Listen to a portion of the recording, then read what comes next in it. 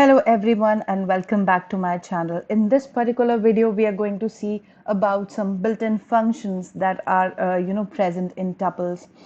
In the previous video, we have just checked how we can actually create a tuple, how the tuple are immutable and how we can do indexing in tuples, right? So this will be a very simple video where we are going to see the all built-in functions that are available in tuples, right?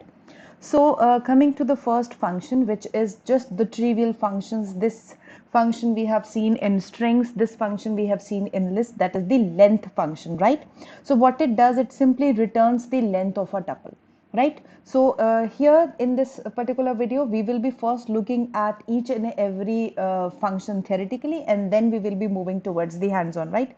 So learning it very quickly, it returns the length of the tuple, right? So just count the number of elements that are present and it will be returning the length of your tuple. So if it has 2 elements, then the length will be 2. If the tuple have 10 elements, then the length will be 10, and so on.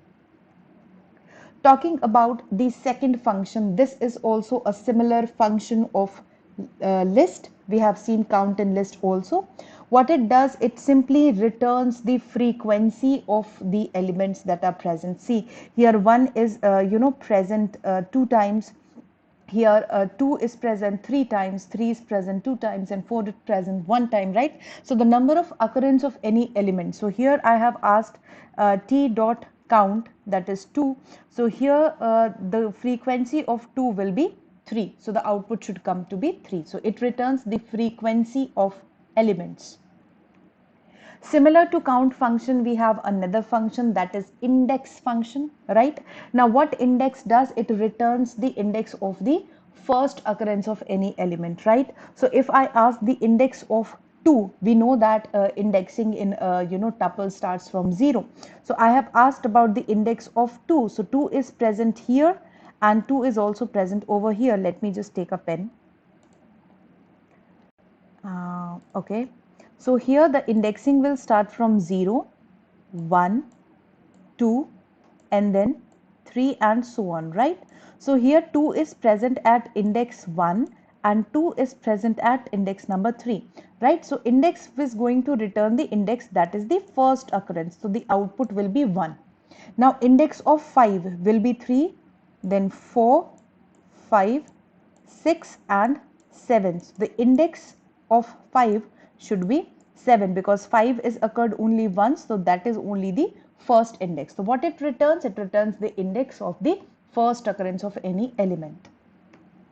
Coming to the next function, which is the sum function. Now it is really very simple to understand by the name itself. So it says it calculates the sum of the elements that are present in the tuple, right? So here I have 5 elements, 5 natural numbers. So definitely here the sum will be 5 plus 4, that is 9, 9 plus 3, that is 12, 13, 14, and 15. So the sum of first 5 natural number is 15. So 15 will be printed on your screen. It simply adds the the content of your tuple.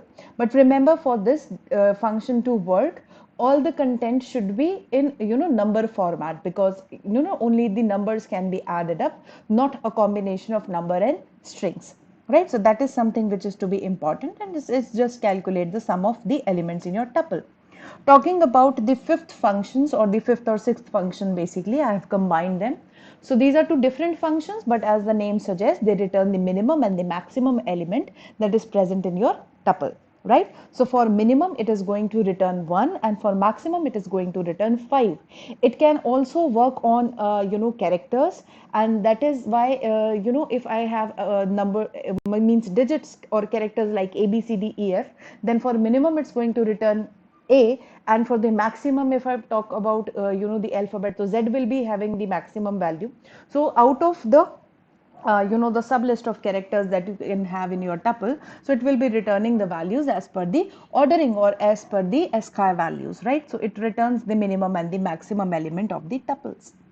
Now coming upon the sixth and the last function of this particular presentation, that is sorted, right? So in list also we can actually sort the list in ascending and descending order. We have seen in the previous videos. Here also with tuples we have a function that is known as sorted, right?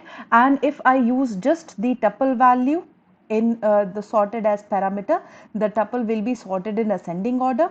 Otherwise, if we have another parameter that is reverse is equals to true along with the tuple, then the tuple will be sorted in the descending order. So sorted is also a function that is present in tuple, or you can say that it is a method that is present in tuple, and it sorts your tuple both in ascending and descending order. But you need to remember that for the descending order you have to take an extra parameter which takes a boolean value equals to true, that is reverse, because by default it is ascending, and if you say that reverse is equals to true, that means you have to sort it in descending order, right? So here we have studied theoretically about all the functions. Now let us move to our Python screen and see each and every function step by step programmatically. Right.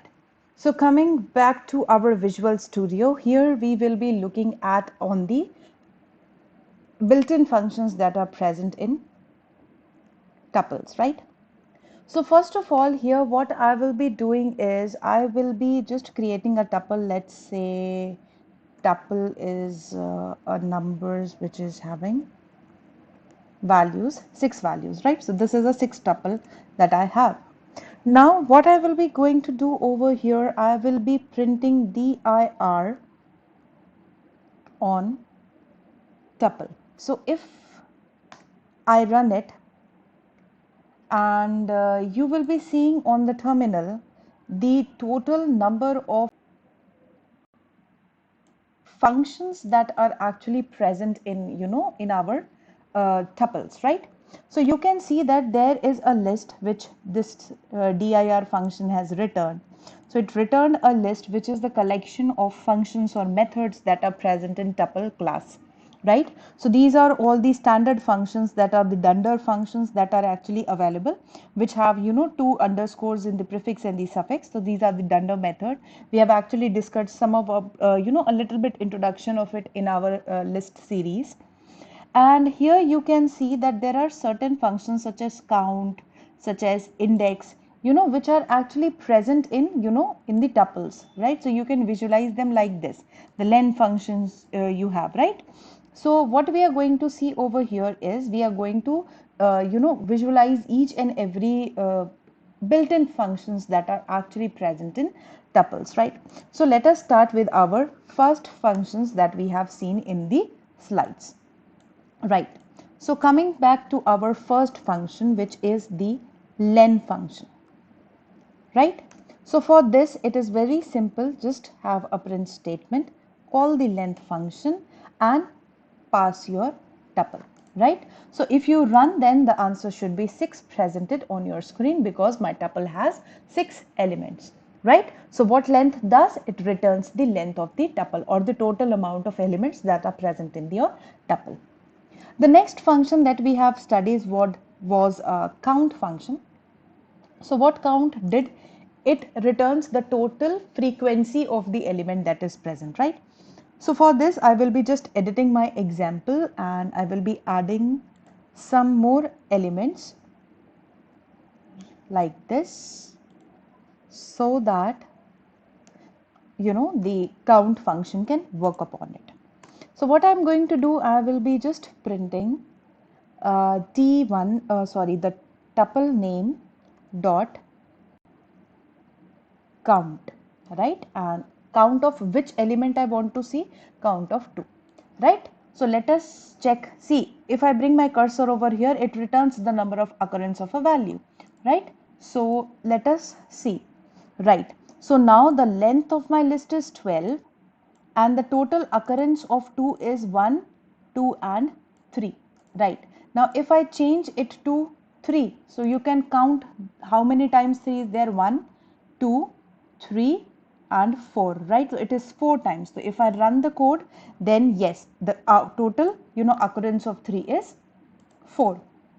So that is how count works. The next function that we have seen was index function, right? So for index function, what it does, it actually returns the index of the first occurrence of any element, right? So if I point over here is in place of count, right, index. And if I want to check the index of 3 only, so let us see. Starts from 0, 1, 2, 3, 4 and 5. So the answer should be 5 this time, right? So if I run the code, and yes, you can see that the index is 5. So actually what it does, it returns the first occurrence index, right? So if I pass 3, so now it will be going to give the index of, index where the 3 occurred for the first time, right? So that was about index function. Coming back to, let me just comment it because it should, let me just comment it so that you can visualize the answers pretty well, because you're getting a plenty of outputs together. So clear, right? So the next function that we studied was sum. So it is a very simple function. By the name itself, it is very clear. Let me just put min and max also over here, min and max, right? So let us just see all of them together. So 1, 2, 3, 4 and 5, right? So what I will be doing, just taking a print statement and type the sum is, right? And then I will be calling the sum function, right? And the value or the variable of my tuple, and here you go. Then I will be having my next print statement, and that will be having the minimum value, right? So the minimum value will be min, and in the bracket name of your tuple. Then just copy and paste it here. In place of minimum, make it maximum, and in place of min, let it be max, right? So on running the code, you can now see that of course the sum of 5 first natural number is 15, then the minimum value is 1 and the maximum value is 5. So it is very simple and straightforward functions. By the name, it is very much clear. So you can actually use it wherever it is required. Now coming to the last function, which was how we can actually sort our tuples, right? So here I will be taking another tuple, and the values will be haphazard this time. So let's say 40, 36, 2, then there will be 79 and 64 and 23.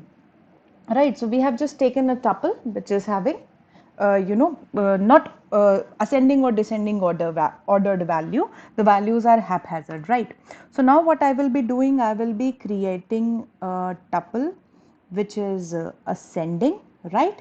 And I will be calling the method called sorted on it, sorted, and I will be passing the value of tube, right? So here I will be printing print original tuple, right? So it is the original tuple and the value will be tube. Then the print statement, and in increasing order, that is in the ascending order,